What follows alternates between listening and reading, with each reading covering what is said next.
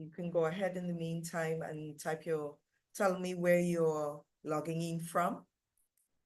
If you are from Trinidad and Tobago or any other Caribbean island, you can feel free to do that in the chat.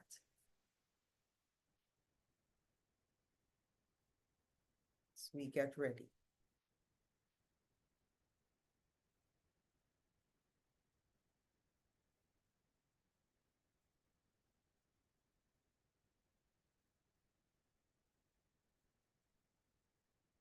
All right, so once again, good evening, everyone.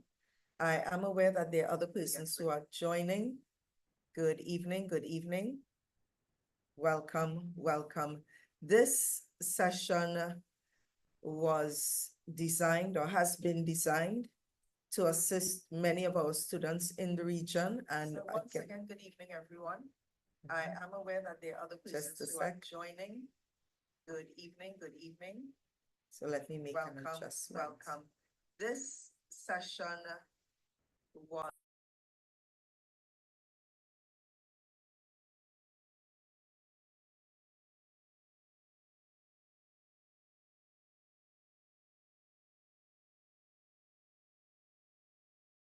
okay, so I needed to just attend to some feedback issues, and we still have persons who are joining us. The intention for this session was not something that would be very long. And I know that there may be some persons who may join a little late.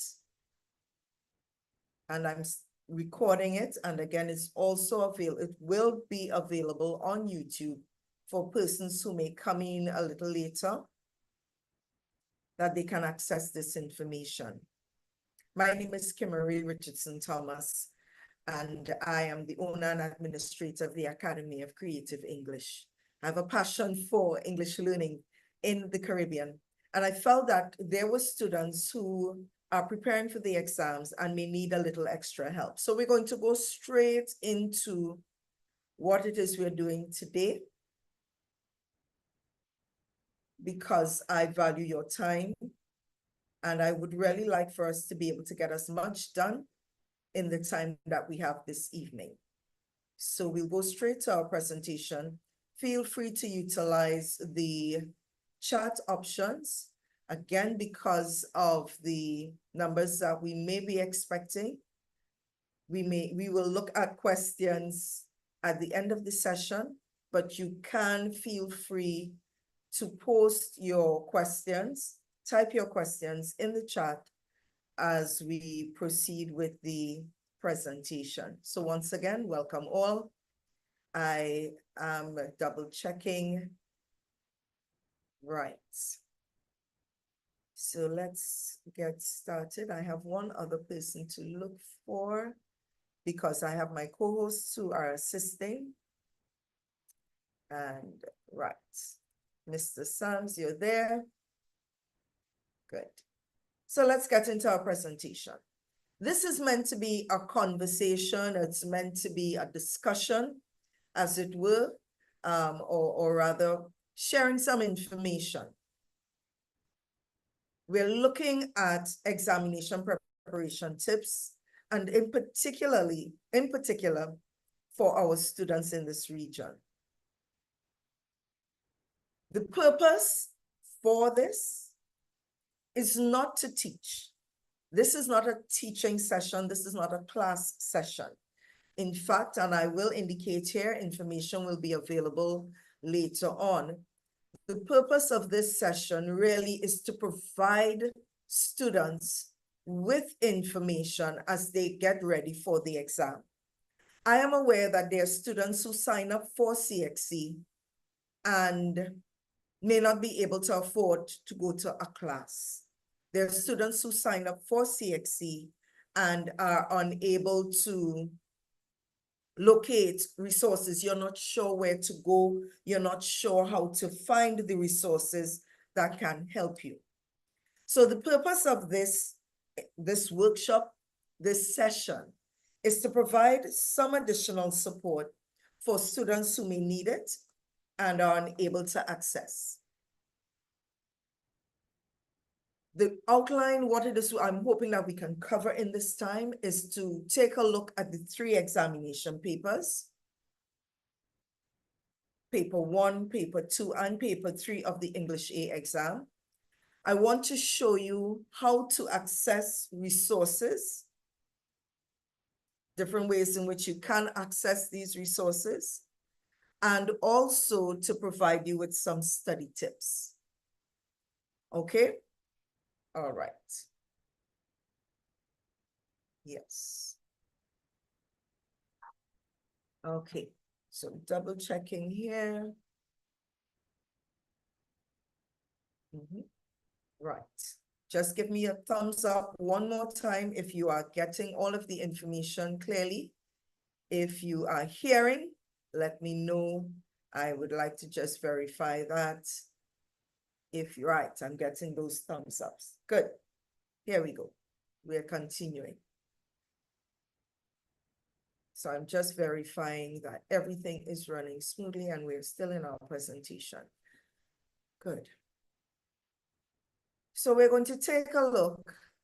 One of the things I want to draw to your attention for all students who are registering as a private candidate, and especially if there are people who are registering, you may be an adult doing C.S.E.C as a private candidate, probably for the first time, if you are a student in school, whoever you may be, I want to let you know and make sure that you are aware that there is a difference between English A and English B.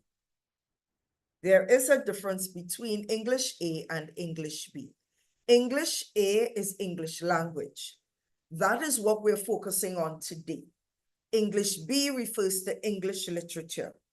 And that is a different subject which requires a lot more preparation, a lot more reading. So ensure that you have signed up for English A, which is the English language, and that this is the subject that you're going to be getting information on today. So our first topic, we're looking at the 3 exam papers. We're taking a look at the 3 examination papers. All right.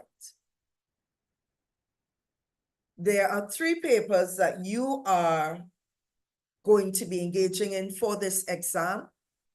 And as a private candidate in particular, you will have that paper 1, paper 2, and that paper 3. I am mentioning and stressing the paper 3 because private candidates do this paper, and this takes the place of the SBA that students in school who are in 5th form will be doing. Paper 1. Recording in progress. Paper 1.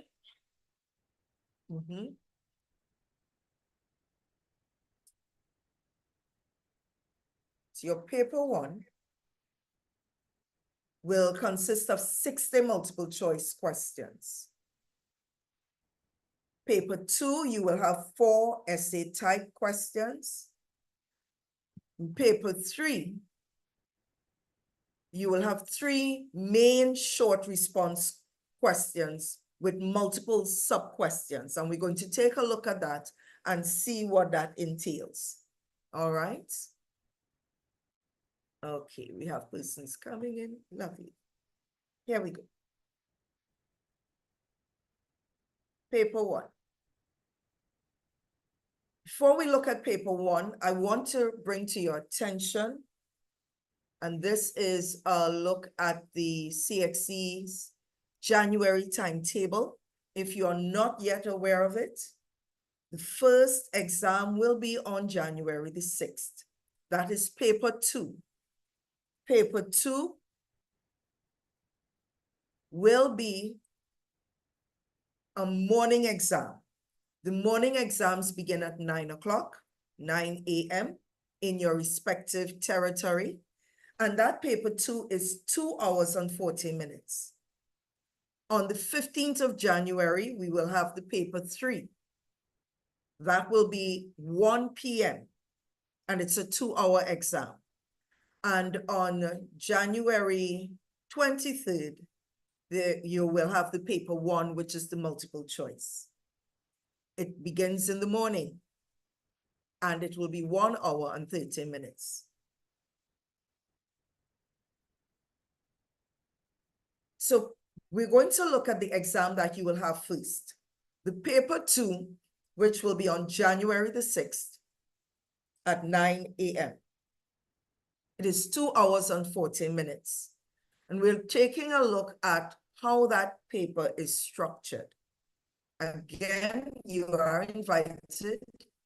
If you have questions, you can place them in the chat as we go along. Paper 2 of your English A exam comprises of 4 sections.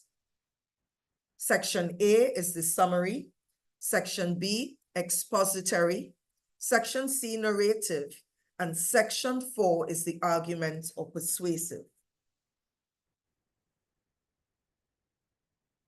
Section A, summary. C.S.E.C recommends that candidates take 40 minutes maximum to do this section. 40 minutes maximum. It will comprise of, I'm sorry there, right. It will comprise of a passage or an extract from a larger document.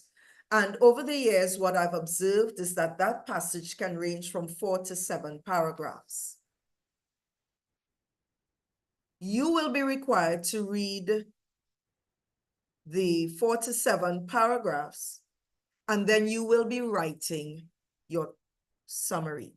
That extract is going to be based on one topic. It is one topic. If you are a private candidate and you signed up for the exam and you've carried over your SBA, you will not be required to do paper 3.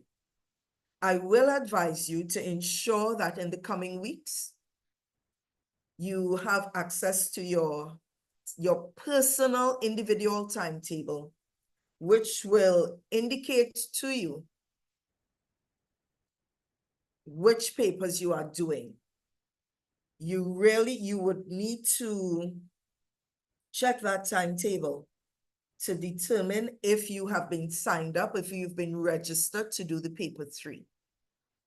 If you're registered to do the paper 3, I encourage you, whether or not you've already done the SBA, I would really encourage you, and if someone else would indicate otherwise, I encourage you to go and do the exam so that you do not put yourself at risk of failing the entire exam because you're missing a paper that you've been registered for. So your summary will have an entire passage of 4 to 7 paragraphs based on one topic. You will be required to read that passage, and you are going to extract 5 main points. There will be a section on your paper set apart for you to list 5 main points that you have identified and have extracted from that document, from that passage. After you've identified your 5 main points, you're going to go ahead and write the summary of the passage in no more than 120 words. Your completion of this exercise will generate 25 marks. Where you're asked to write your summary in no more than 120 words, do not exceed that word limit. Do not exceed the word limit. I normally suggest to students to try to get your summary between 115 to 120 words. 115 to 120. Okay? Right. Again, if you have questions, put them in the chat. As we go along, I'll be able to just do a quick check and follow with you. What you want to also pay attention to with regard to the summary is elements that you should extract or eliminate, what you should avoid. When you read your original passage the second time, mentally or physically with a pencil in that exam room, exclude any of these. I call them morpheds. I've heard them referred to as the morpheds, and I want you to be aware of them.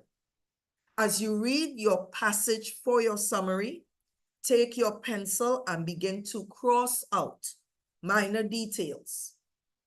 Cross them out of the passage. This is after you have identified your 5 main ideas.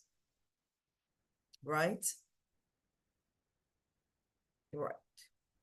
If you go over the word limit, it will not be, you would not be, whatever goes after 120 words will not be read. Anything after the 120 words will not be read. I saw a question with regard to the YouTube link, and as we started, I saw that it was working, and then I realized I was not seeing it again. So I am apologizing right now for that. I am apologizing for the YouTube link. It's still saying that I'm waiting to, right, waiting for it. And let's see, I'm not sure. Okay, but I do apologize. I saw it, I heard it at the beginning. Let me see if I can send another link for it. Okay, no. Right? So apologies for those who were trying to get there. I am going to, as I said, I'm recording it. I believe, right. I do apologize. Right, so you want to eliminate the minor details. You also want to make sure that you are not including any of your own opinions.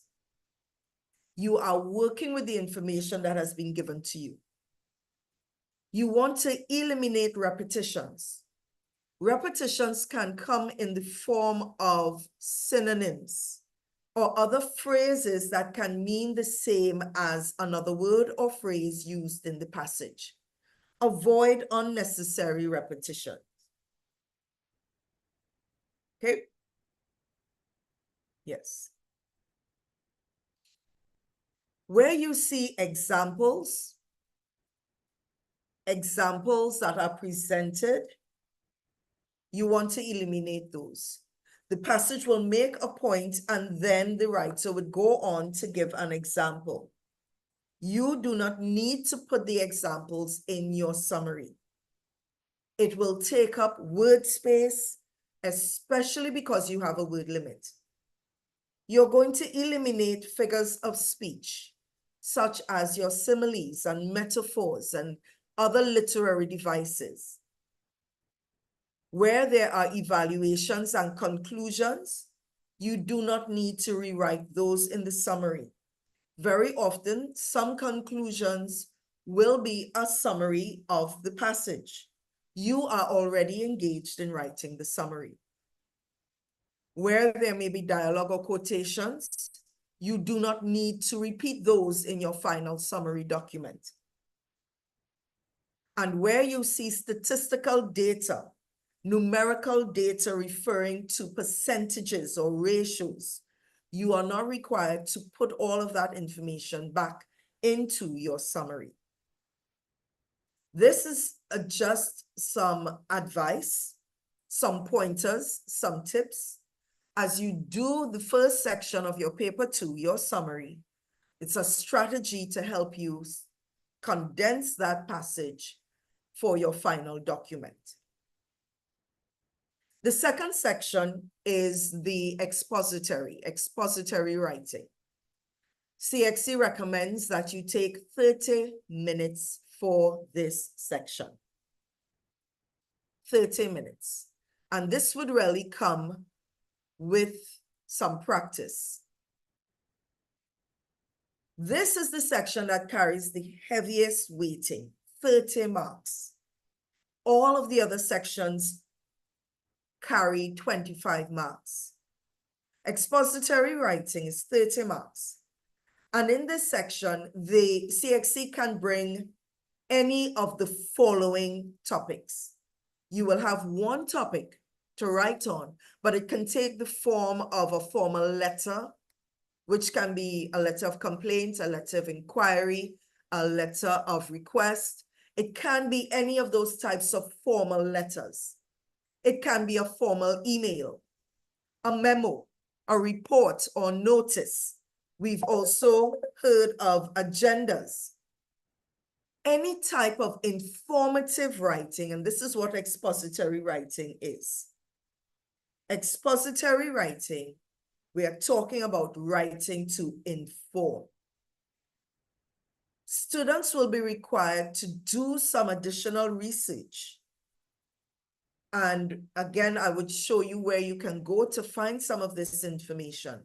Because while it is expository writing for informative purposes, depending on the specific instructions given in the exam, you will be required to use a specific format. Each of these will require its own strategy and its own format and structure. If you do not use the correct format, you will lose marks. If C.S.E.C asks you to write an email and you write it looking like a formal letter or like a memo, you will lose marks because they are looking for your understanding of the format of the specific expository type, as well as the content for the information that they've requested of you. What I've included here are there are more than three, but these are three sources that you can use in YouTube. Adam Webb is a name that I'd encourage you to document, write down if you've never done that before. If you've not looked at information from Mr. Webb, I'm advising you to go to look for Adam Webb. Thank you, Ms. Wheeler. Go to Adam Webb's YouTube page. There are many resources, and specifically as it pertains to the expository writing. I've also found that C.S.E.C Panda. C.S.E.C Panda has resources and will go through the questions step by step.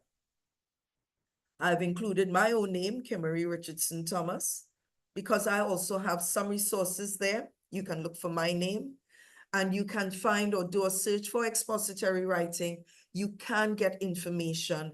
And there are other teachers across the region who have prepared information. I'm asking you students, go to YouTube. If you are studying on your own, you are not able to afford a private class or private tutor, go to YouTube and do a search for C.S.E.C English A and look for the particular section and you will get resources. All right. So as I said, these are just three. There are more, but these are three that I was able to find in preparation for today. Section C, we're still talking about paper 2. Section C, C.S.E.C suggests that you take approximately 45 minutes. This is also 25 marks. There will be 2 prompts or 2 topics. You will select one. You're not going to write both of them. One of the prompts may ask you to write a story that ends with a sentence, or it begins with the sentence, or it's based on that sentence or that scenario. And you will develop your story around that sentence. The other topic may be what we call a picture prompt. The picture prompt can look something like this. Sorry. The picture prompts can look something like this, any kind of picture. And you will be asked to write a story based on the picture. I encourage students Do not describe the picture. I have seen where there are students who you may not been going to a class. Again, and I keep stressing that the main purpose we're focusing on assisting students who may not be attending classes. Many of you may have a tutor and a teacher who has been preparing you for that January exam, but if you do not have one, I'm encouraging and advising and admonishing you. When you get to the narrative section, if you're going to do the picture prompt, do not describe the picture. You're going to write a story based on the picture, meaning whatever the picture is that you've been given, write a story telling us what led to the scene in that picture or what took place after that. Who are the people? Give them names. Start your story in such a way that whatever is that picture, whatever is that scene, the examiner, the reader will know that that scene is incorporated into your general story. Some tips for writing good narrative essays, and I pulled this straight off of the net. When you're writing the story, make sure that you identify and describe the main characters in your story. Do not just give them a random character. Don't have a random character. Don't just write and talk about his friends and their friends, a friend. Give the friend a name. And whoever the main character is, identify and describe them. You want to introduce the scene to set the tone of the story. Where is this story taking place? And describe the setting so we know where the story is taking place. The story will need a powerful conflict. What is the problem? There should be a problem. And for those who have logged in from Trinidad and Tobago, the word we use is bacchanal. And I learned from some of my Jamaican students last week, their phrase is mix up. The story needs some mix up. The story needs some conflict. It needs some bacchanal. It needs some confusion. Because this is what has to be resolved in the story. It is that conflict that makes the story interesting. You need to employ concrete descriptions to make that story captivating.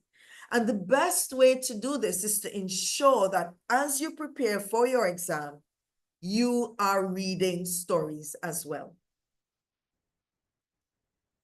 Use dialogue to make the characters more realistic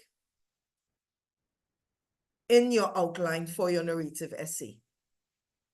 The dialogue helps.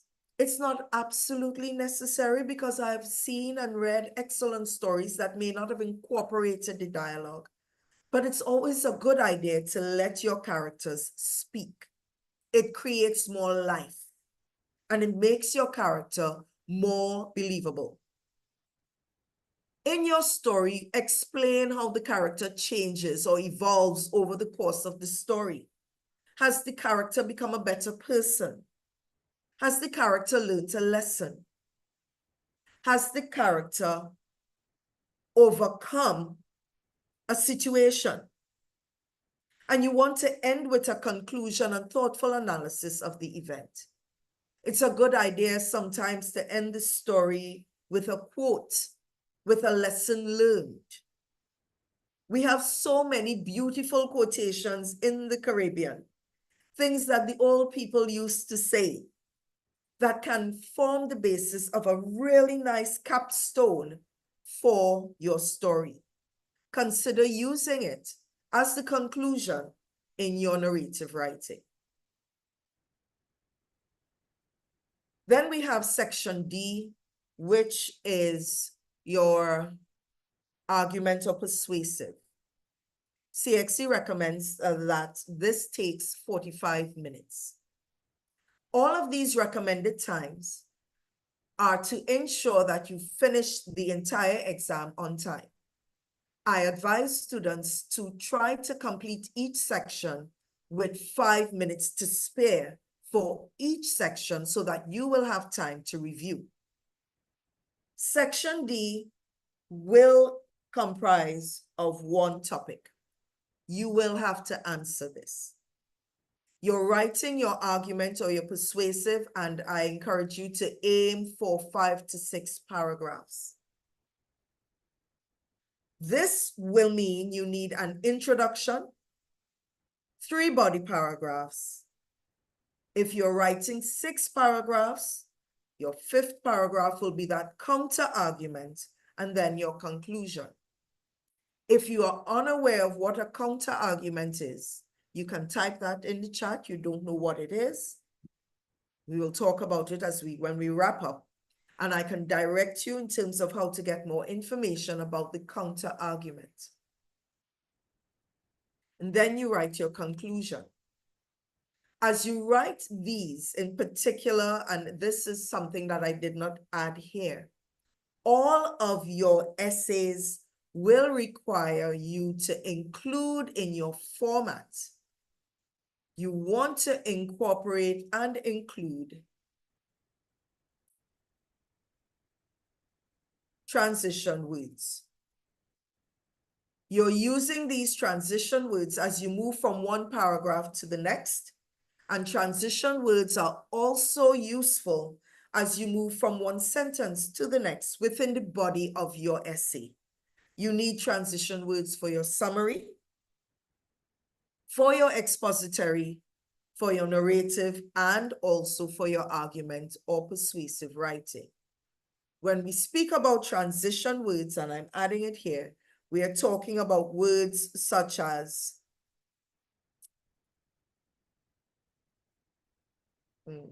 to begin,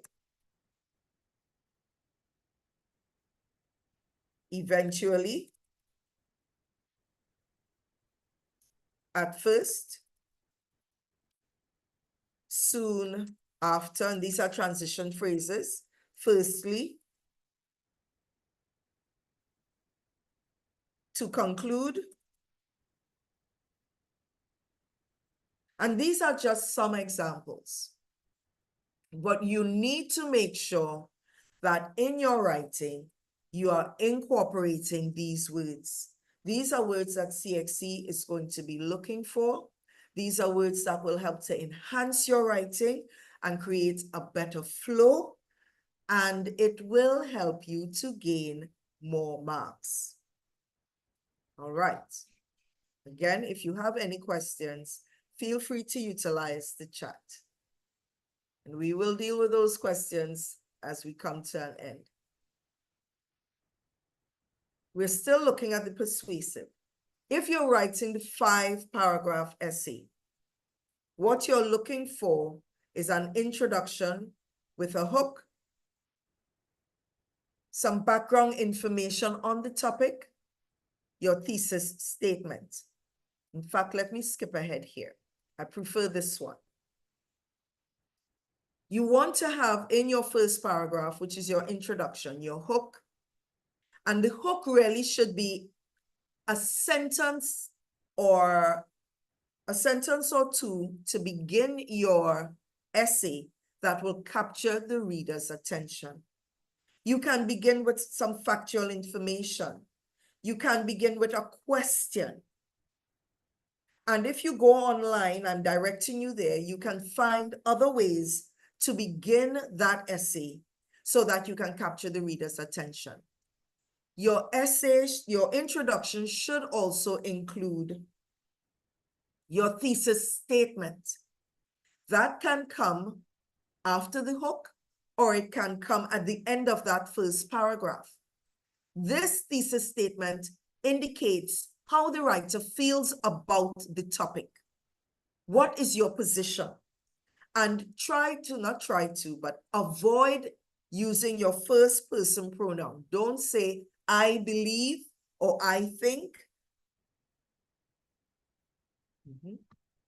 You want to be able to structure that thesis statement in the form of a statement indicating, for example, if the topic is looking at school uniforms should be abolished, You don't want to say, I believe that school uniforms should be abolished. Give a statement. There are many reasons why school uniforms ought to be abolished, such as, and then you list your 3 reasons. And this is just a basic explanation of how this should be. Again, this entire session is geared towards students who are preparing for the exams and you are doing it on your own. You want to have 3 reasons to support your thesis statement, to support your position. You go to your paragraph 2 and you will take that first reason, your first point number 1, that's reason number 1, explain it, expand on it, give an example. You'll go to paragraph 3, which is your second reason. Explain it, expand on it, give an example. Paragraph 4 should be your third reason. Explain it, expand on it, give an example. When you're doing these here, and let me make a point here. What is going to help you in these areas, and you will do a search for that if you're here, you're logged on, I'm telling you, you're going to look up persuasive techniques.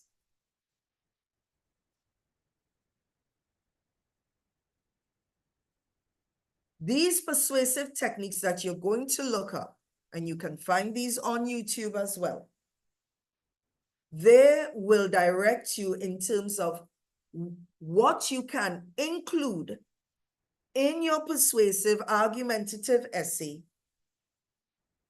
to make it stronger. These persuasive techniques will also be used in your introduction and in your conclusion.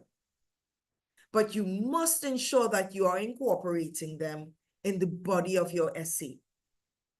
Some persuasive techniques that you may come across may include rhetorical questions, repetition, the rule of 3, just to name a few. And if you're writing notes, please write that down. You're looking for persuasive techniques. These are going to help enhance your essay so that you have a better mark at the end of your writing. Right. Paper 1, I want to talk about paper 1, which is the last paper that you will be doing. We'll get to paper 3 afterwards. The paper 1 is on January 23rd. It's 9 a.m. It's the second to last exam for the January cycle. Mathematics, I believe, is on the 24th. Mathematics paper 1. It will be 9 o'clock in the morning, and you are going to have 1.5 hours to do this. You will have 60 questions, and you will be examined in a combination of spelling, usage or grammar, equivalent sentences, synonyms and or antonyms, construction shift, sentence completion. I will pause here to indicate that these that we've just identified, these here, number 1, 2, 3, 4, 5, 6, these 6 can make up the first 20 to 25 questions in the exam. The first 20 to 25 questions can be a combination of these topics. You can get a sentence, and there may be there will be one word misspelt, or the sentence can have no error. You may have a sentence with a grammar error or none at all. Equivalent sentences, this will require practice. And again, if you do not have a teacher, you're working on your own, even if you have your teachers, I suggest you go to YouTube again. Go to YouTube, talk to your teachers, send questions to your teachers, ask questions. Pull a section from a past paper and I'll show you where you can find some past papers. And practice this. Equivalent sentences require practice. Synonyms and antonyms really require you to develop your vocabulary. You need to develop your vocabulary, and this is where the reading comes in now. You have to be doing that reading. Construction shift will require reading, but it also requires practice. And sentence completion is again vocabulary. The remaining questions for the multiple choice will comprise of comprehension questions. And you can have 5 to 6 passages. And I say passages here with an asterisk next to it because you can have a poem for comprehension. You can have an extract from a story as a prose fiction. You can have an extract from a factual document, which can be prose nonfiction. You can have a graphic that could come in the form of an advertisement. It can come in the form of a map or some type of diagram with words, and you would be required to answer questions based on it. All of these require practice. The multiple choice exam, as I indicated before, you can get direction on YouTube. There are samples from Adam Webb, again from C.S.E.C Panda, and other persons who have gone through recent past papers, multiple choice past papers, go through it, sit during this Christmas vacation. That's not much of a vacation for those of you who are doing the exam. Go through those videos, look at the questions, look at the solutions. Similarly, or additionally, if you work on the paper on your own, then you can go to the YouTube video to get the answers. A note on your multiple choice. Do not omit any answers. If you do not know the answer, leave it and move on, but remember to go back to it when you are done. If you still do not know the answer, guess. Make a guess. This is not official. It's not an official advice, but you don't want to leave it blank. You stand a better chance of getting your guess correct than leaving it blank. You may guess and it's the correct thing, but if you don't guess, you get nothing. And I remembered at one point, even when I was a student, I remember hearing, when in doubt, choose C. It will not always be correct, but just do not leave your multiple choice answer sheet with blank responses. I had gotten a section, I'd looked for this one online, so that when you're answering your questions, you're going to be required to shade your answers A, B, C, or D. On the day of the exam, please ensure that you have more than one pencil and that it's a good dark pencil. We would normally talk about a 2HB. A 2HB or HB pencil. You want something that would allow you to shade and shade your answers and cover the circle that represents the answer. You want to do that. If you make a mistake, in the exam with your multiple choice, all you need to do is put an X over the one that you had before and then shade your new answer. If you attempt to erase it and you feel as if it has not cleared off, put the X. so that the examiner, so in fact, the way it's corrected, you don't want it to look as though you have two answers. So just put a little X, cross it out, and then shade your new answer. For the comprehension aspect of the multiple choice, I advise students to read the questions first and then read the passage. It is going to help guide you in your answering. Okay? Read the questions first and then read your passage. It usually helps to make answering the questions a lot easier. On January 15th, you will have paper 3. It will be 1 p.m. and it's going to be 2 hours long. Paper 3, and let me see where we are here. We're going to look at a sample because paper 3 is a different type of paper. And I want to take a look here. Again, let me know you are hearing and following. Give me a thumbs up or just indicate in the chat you're following and I will check on your questions. Are we all okay? Very good. We're going to take a look at the paper 3 and I'm going to share my screen. I want you to see a sample of a paper 3. And this one was actually January 2023. And I want you to see it with me as we go through this one. We're just looking at the format, the layout of the paper. Okay. 2 hours, and you'd also see it labeled as paper 032. We refer to this as the paper 3. It is the supplement for the SBA. This is the paper for students who are not going to be doing a school-based assessment in a school setting.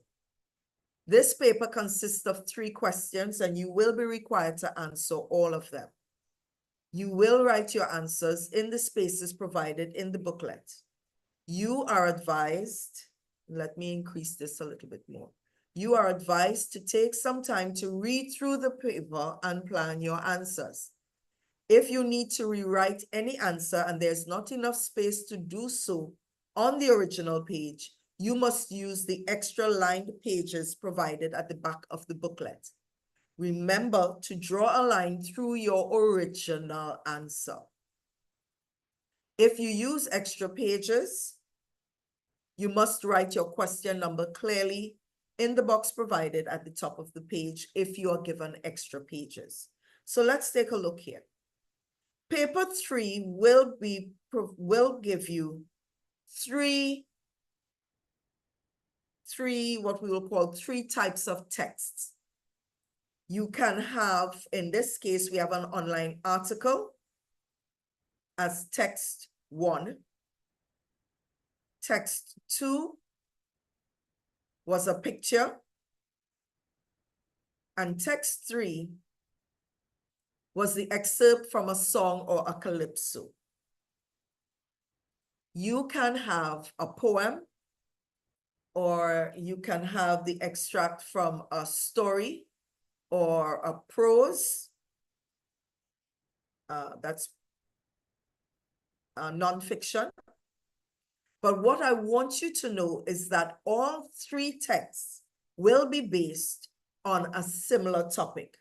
All 3 will be based on the same topic. And again, this is a reflection of how the SBA is structured.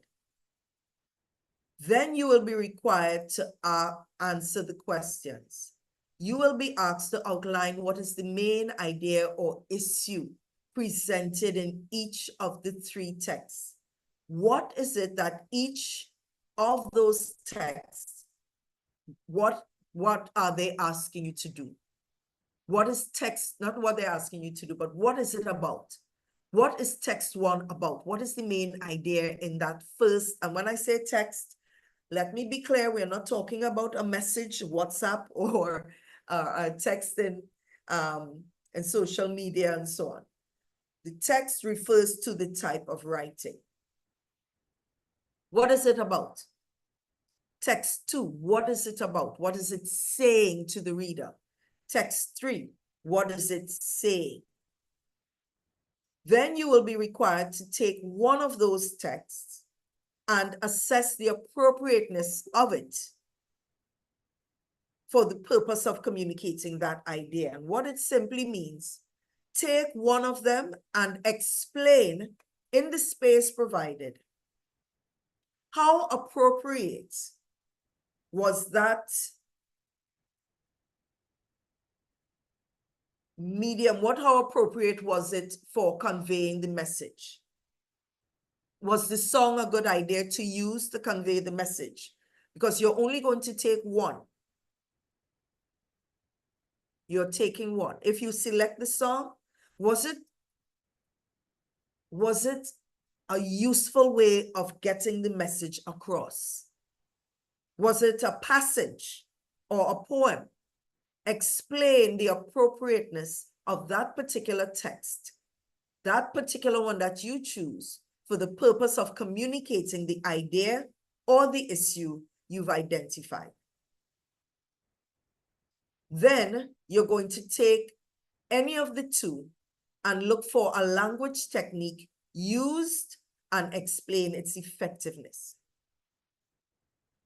This requires some guidance and assistance for paper 3. There are YouTube videos available for students that would go through this information step by step so you are prepared, so that you understand what they mean by language technique and how you can identify those in the text, say what the technique is, and explain its effectiveness. And in this particular paper, students were required to do that for 2 of the texts. The second question speaks about oral presentations. In making a presentation, it is important to consider the composition of the audience. Explain 3 other factors that a speaker must consider when making an oral presentation. What are features of oral presentation, speeches, or when you have to speak to an audience? What are factors that you should consider and why? And you will need, in this case, you need to know what are features of oral presentations so that you can provide answers there. Then it says you've been asked to make an oral presentation on the main idea or issue that you highlighted previously on the 3 texts. List 3 points that you will discuss in that presentation. Then you have here, think of a group of persons who may be interested in the issues outlined in the oral presentation. You want to list 3 characteristics of the group to which the presentation would be made and 3 techniques that you would use to keep the group interested in the presentation. This simply means, depending on the presentation you're going to prepare,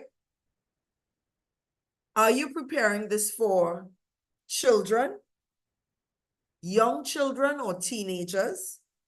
Are you preparing it for adults? Are you preparing it for more mature adults or senior citizens? What is the age group in terms of characteristic of the group? Are you preparing it for males or females? Are you preparing this for students in school or students at university? What are the characteristics of the specific group that you are targeting? Are you targeting persons who are interested in arts and let's suppose they're interested in drama and dance and music? Who are you targeting and what would be the characteristics of those persons? What would be the techniques that you would use to keep the group interested? If I had more time today, I would have allowed persons to unmute themselves and ask their questions. because it's a way to keep a group interested. If we had more time today, I would have allowed you to do a poll or do a quiz, answer questions, and ask questions. These are things that can help keep your audience interested. And again, depending on the characteristics you've identified for your target audience. Then we get to the third question. Here you will be required to create an original response using one of the ideas you listed above on page 7. And we go back up to page 7. Right. One of the ideas you listed here. So we have these main ideas on page 7. You're going to take one of those main ideas and you will have to create an original response, either in the form of a drama, a poem, a song. It can be a story. You can write an essay, but it has to be in response to one of the issues you identified on page 7. This is for 50 marks and it carries the most for one item in that paper 3. Again, you can post your questions in the chat and we're going to wrap up. We're wrapping up shortly. Right. So we spoke about paper 1, paper 2, and paper 3. We looked at a sample of the paper 3. Our second topic, because there are 3 topics and we're almost finished, we're talking about accessing resources. I have here, apart from YouTube, these are 3 sources that you can use. And let me minimize this because I want to send some of these in the chat for you.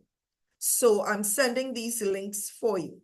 CSECpastpapers.com, C.S.E.C prep at net, I think it's netlify.app. And then there's csec.org specimen papers. I will send those links in the chat for you here now. I'll show you where these are so that you can get those. I'm asking you, you can save them. So this is 1. You can get, and it's not, what I'm giving you is not just for the English exam. You will be able to access, and I know that persons who may be on YouTube, you may not see that, but you will get the names of the websites. So this is csecpastpapers.com. I am also sharing with you C.S.E.C prep. I'm sending that here. This particular page, if you look, there you have a host of C.S.E.C C.S.E.C subjects that you can get past papers for, C.S.E.C and CAPE. I will advise you to ensure that you're looking for papers for your exam from 2018 onwards. Anything before 2018 will not have the format for your exam. I'm also giving you the link for, this is the C.S.E.C C.S.E.C, right? This is C.S.E.C's official website. And you can get here, right, it's loading, let me let it load again. You can get specimen papers for all of your exams here, and I'm sending that link as well in the chat. And this is apart from the YouTube videos that I keep stressing on all evening. Okay? So those are 3 sources. The last thing that I want us to talk about this evening as we wrap up and there's one other thing. Yes, we'll get to that, the resources.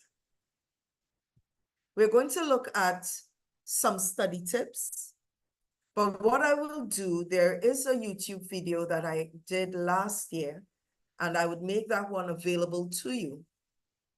It is preparing for, that's right. It is preparing in the good.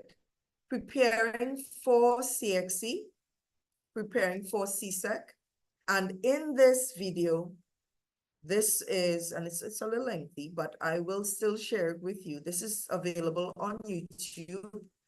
We did a session last year. And you can find here,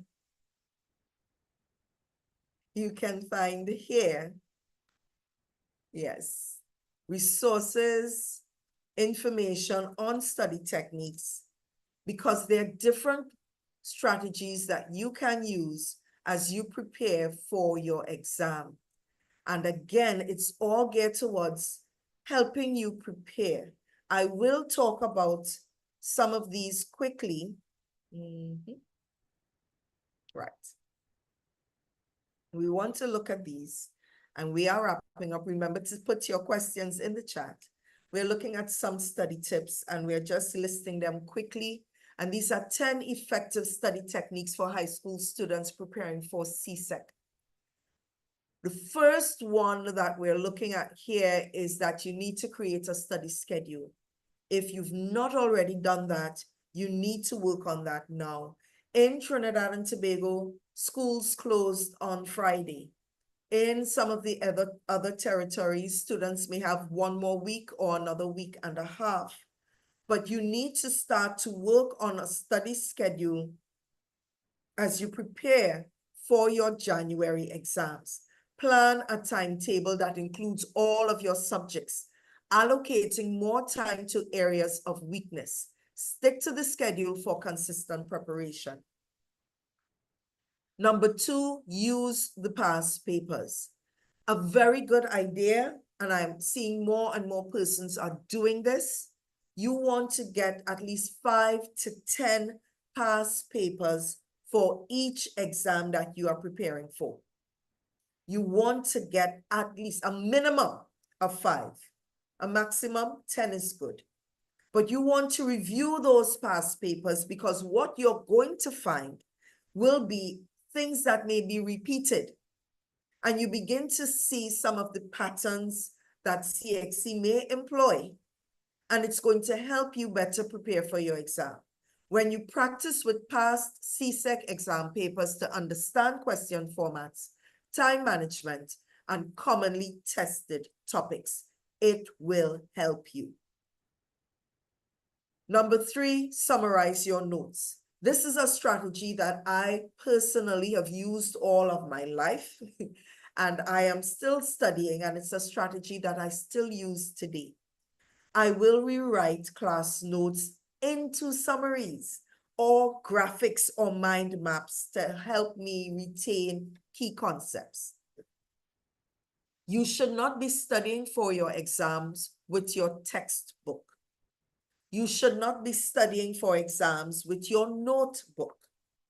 When you're ready to study for the exam, you have to extract the information you've gathered over the course of the term, over the course of the years, and condense it so that you are able to integrate or absorb the information in smaller chunks, bite-sized chunks, to help you study. Teach what you learn. Find ways to explain the topics to a friend or a family member. Teaching helps to reinforce your understanding. Ask any teacher. How we understand it better is the more we teach it. The more we teach it is the better we understand it. If you can explain it to someone else and they understand what you are saying, then you know it. Number 5. Incorporate mnemonics and acronyms. And these are just ways to break down the information and you're familiar with PEMDAS or BODMAS in mathematics, and you can create similar ones for your writing. I encourage students, and we spoke earlier today about more feds to help you remember things to eliminate for your summary. For literary devices, I encourage students, I talk to students about shampoo. Yes, where is that? Here we go. I talk to students about shampoo as a mnemonic for literary devices, where S stands for simile, H for hyperbole, A for alliteration, M for metaphor, P for personification, O for onomatopoeia, O for oxymoron. If you can find ways to create mnemonic devices and acronyms for topics that you are learning, they would help you to remember them. Number 6, utilize the online resources. We spoke about quite a few of them. Look for videos and quizzes and tutorials. Go to YouTube. Look at Khan Academy. That is another useful online resource as you prepare for your exams. These will give you additional explanations. Practice active recall. Test yourself on topics without looking at your notes. Cover it and see what you can remember. You read it once, cover it, see if you remember everything that you just read. If you don't remember it, then you know you need to go back to it. Number 8, join a study group. Collaborate with your friends and your peers to exchange ideas, discuss challenging topics, or stay motivated. But students, listen carefully. Don't join a study group and all you end up doing is playing, liming, joking, and wasting time. If you are in a study group with time wasters, exit immediately. You do not have time to waste. Your exam is in less than a month. Use flashcards. Now, flashcards, you can use index cards and write out the information, or you can create online flashcards. You can create flashcards using different tools and templates to help you remember your information, your formula, definitions, key concepts. It would help you. But you also need to make sure that you take regular breaks as you study. Do not cram. Do not sit behind the table or behind your device and you're cramming for hours on end without taking breaks. There is a technique known as the Pomodoro technique. You can look for this, YouTube, again. And YouTube also has what we call Study With Me, where you can start a video and you're studying probably for an hour, 3 hours, and this person will be there to just study with you. You're not talking, the video is just running, and you will see when you're going to take a break. When that person takes the break, you take your break.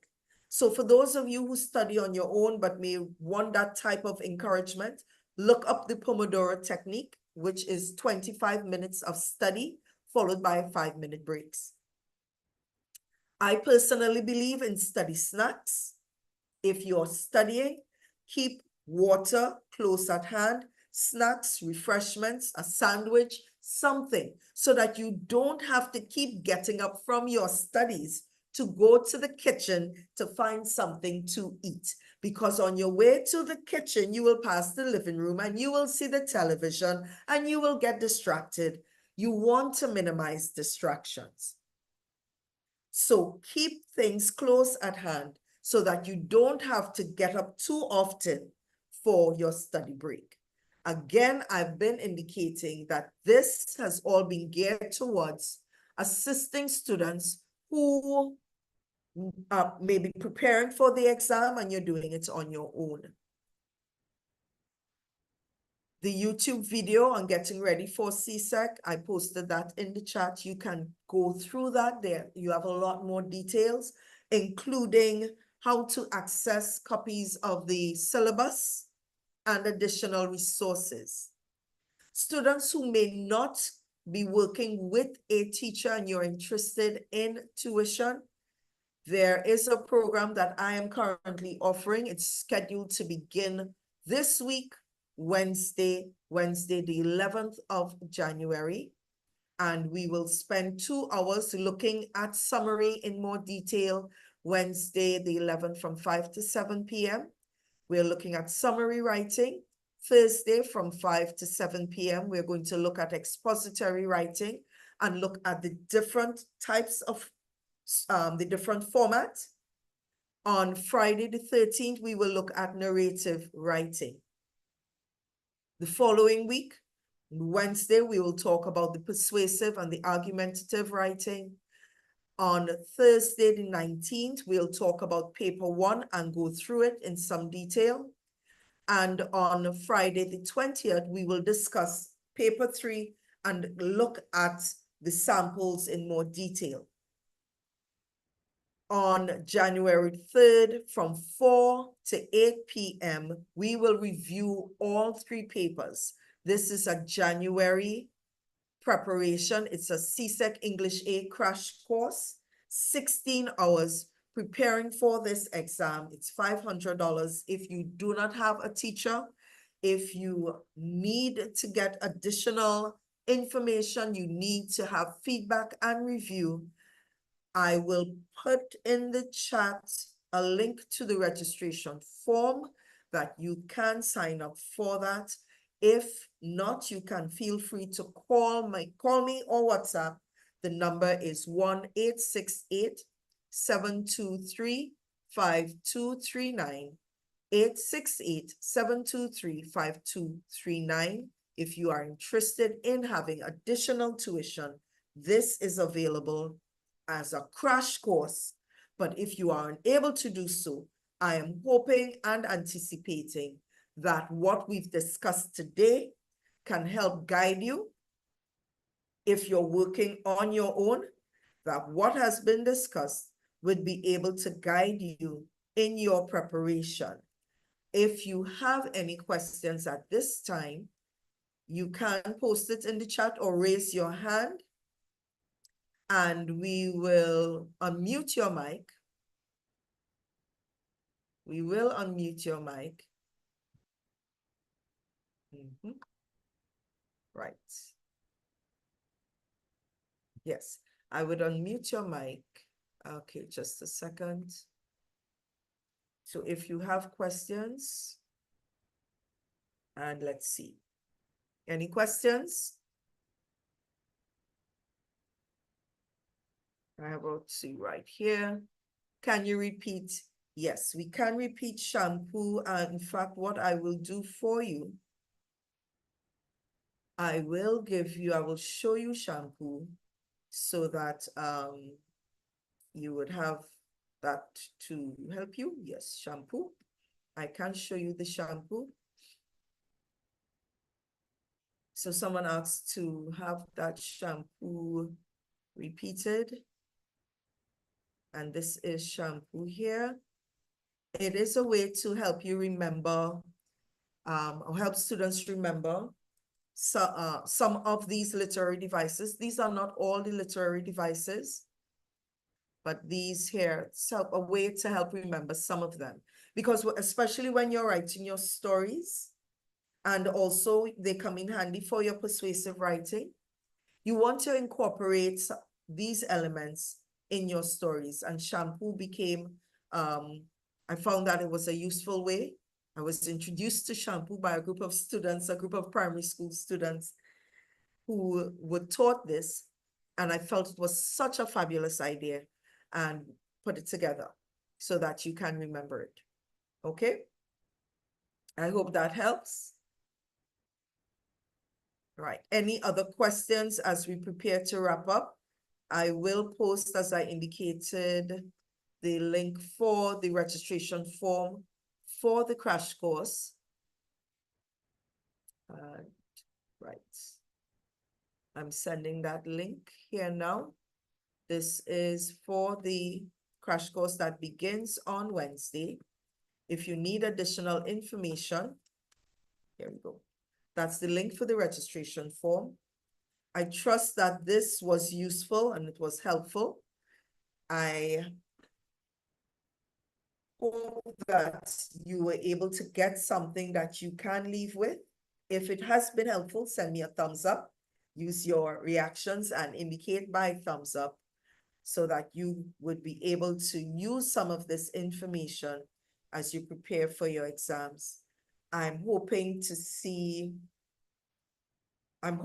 that, again, what we've shared can help you, because we want to have more and more students excelling in the region, and whatever else we can do to assist and guide you, we look forward to being able to do that. Again, my number, if you want to reach out to me, you can contact me at 868, I'm putting my number in the chat, 723-5239.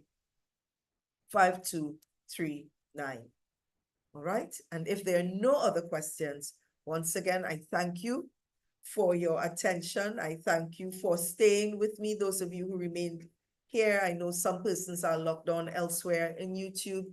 And again, feel free to reach out to the Academy of Creative English if you have additional questions as you prepare for your exams. Good evening, everyone. Goodbye.